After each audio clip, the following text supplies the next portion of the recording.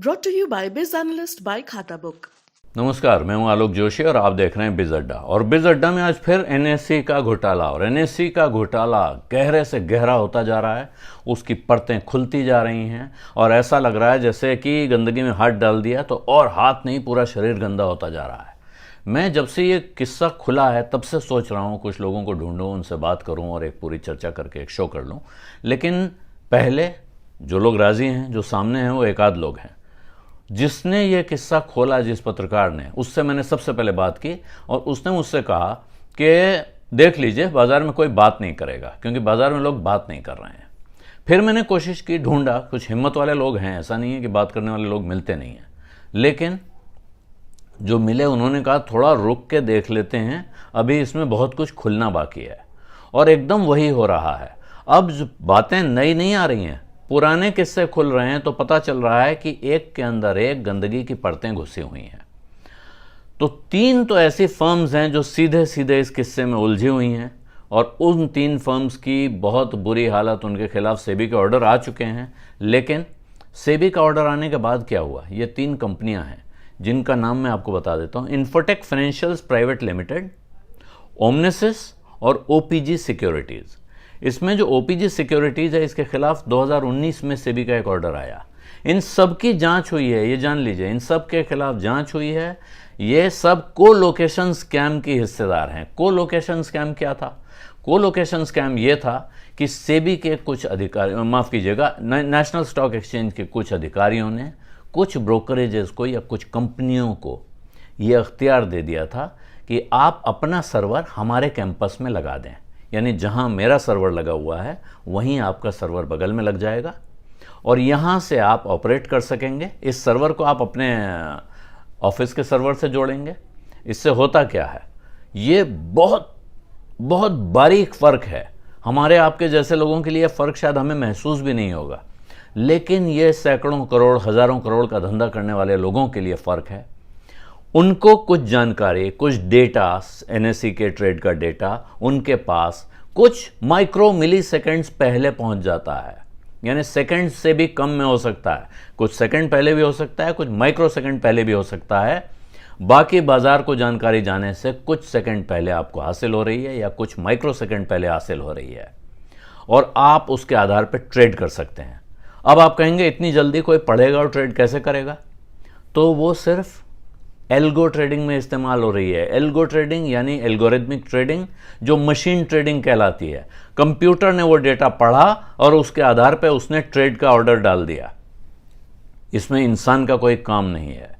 और ये जो खुल रहा है किस्सा, उसमें अब एक से एक कहानियां खुल रही हैं कि ये इन्फोटेक फाइनेंशियल्स नाम की एक कंपनी है जो सेबी ने पाया 2019 में कि इसने इंटेंशनली एनएससी का डेटा मिसयूज़ किया और India VIX, India volatility index जो है, और लिक्विडिटी इंडेक्स, इंडिया विक्स और एक लिक्विडिटी इंडेक्स बनाया, जिसके जरिए उन्होंने प्रोप्राइटरी एल्गोरिथमिक ट्रेडिंग सॉफ्टवेयर चला रहे हैं। वो ये इंडेक्स बने, उस इंडेक्स से सॉफ्टवेयर चल रहा है। और कौन है इसके बीच में इन्वॉल्व लोग? इसमें एक अजय शाह नाम के सज्जन हैं जो मार्केट इकोनॉमिक्स कहलाते हैं, बड़े मशहूर किरदार हैं। National Institute of Public Finance and Policy में भी रहे हैं और फाइनेंस मिनिस्ट्री में economic adviser, one of the economic advisers भी रहे हैं। तो ये, और उनकी सिस्टर इन लॉ हैं सुनीता थॉमस, जो इस कंपनी में, जिनकी ये कंपनी है, जो इस कंपनी को चलाती रही हैं। और इन दोनों के बीच में एक मेल करेस्पॉन्डेंस है जो सेबी ने ढूंढा, जिसमें लिखा है कि आपको, हर आदमी को कसम खिलानी होगी कि यह बात कहीं बाहर नहीं जानी चाहिए कि हमको ये डेटा एनएससी से मिल रहा है कोलोकेशन के जरिए, और जो डेटा मिल रहा है उसको हम एल्गोरिथमिक ट्रेडिंग के लिए इस्तेमाल कर रहे हैं। क्योंकि अगर ये खुल गया तो बहुत बड़ी गंभीर समस्या हो सकती है, क्योंकि एनएससी ने किसी और को ये डेटा नहीं दिया है। तो सेबी ने जब अपना ऑर्डर दिया है तो उसने ये ओपीजी सिक्योरिटीज़ के खिलाफ ऑर्डर में 2019 में कहा कि ये 2019 में ओपीजी सिक्योरिटीज़ के खिलाफ उसने अपने ऑर्डर में कहा कि ये जो फैसिलिटी है, ये इस कंपनी को दूसरों के मुकाबले अनफेयर ट्रेड एडवांटेज देती है। तो ये ब्रोकरेजेस खुल रही हैं इसमें, इसमें अब 11 ब्रोकरेजेस आ गई हैं जो इस किस्से से जुड़ती हैं। 2 फॉरेन पोर्टफोलियो इन्वेस्टर्स हैं और इनके खिलाफ अब इनकम टैक्स की जांच शुरू हो गई है कि इन्होंने कहां से पैसा कमाया, उस पैसे को कहां कहां से घुमाया, और इस तरह से अब ये एक तरह की इसमें मनी लॉन्ड्रिंग का एंगल भी जुड़ रहा है। इन कंपनियों के खिलाफ जांच क्यों नहीं हुई भाई? जांच हुई थी, सेबी ने ऑर्डर दिया था, फिर सैट ने, सिक्योरिटीज अपीलेट ट्रिब्यूनल ने उस ऑर्डर को स्टे कर दिया और इनसे कुछ जो जुर्माना वगैरह इन पे लगा था, डिसगॉर्जमेंट का ऑर्डर था। डिसगॉर्जमेंट का मतलब होता है कि आपने इस रास्ते जो कमाई की है वो सारी जमा कीजिए, लेकिन सैट ने उस ऑर्डर को रोक के रखा। तो अब यह कहानी कहां जा रही है? ये कहानी नेशनल स्टॉक एक्सचेंज से बाहर निकलती है, सेबी पे जाती है, सैट पे जाती है, पूरे भारत के फाइनेंशियल मार्केट्स के सिस्टम पर सवालिया निशान खड़ा कर दिया है अब इस किस्से ने कि कहां कहां तार जुड़े हुए हैं, किस किस के तार जुड़े हुए थे। और अब आपको पूरे एक बहुत बड़ी इंक्वायरी की सीबीआई जांच कर रही है। अब मामला सीबीआई के पास है, सीबीआई इन कंपनियों की जांच कर रही है, लेकिन अब ये लगता है कि ये बहुत जैसे पुराने सिक्योरिटीज स्कैम हम कहते थे ना कि हर्षद मेहता का घोटाला, केतन पारेख का घोटाला, तो ये उस तरह का एक बड़ा भारी घोटाला है। अब ये बात, इसमें कोई शक शुबा नहीं होना चाहिए।